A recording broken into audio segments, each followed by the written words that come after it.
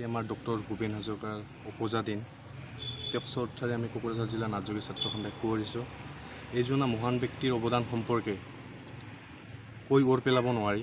আজি এইজনা অসমীয়া জাতিটোক বিশ্ব দৰবাৰত প্ৰতিষ্ঠা কৰাত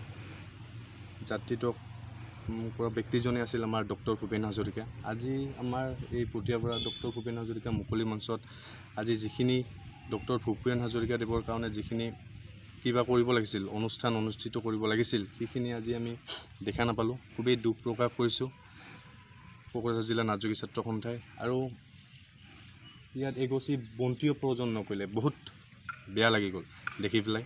কিন্তু আগন্তুক দিনত যেন এনেকুৱা নহয় তাকে আমি সকীয়াই দিছোঁ নাটযোগী ছাত্ৰ সন্থাই।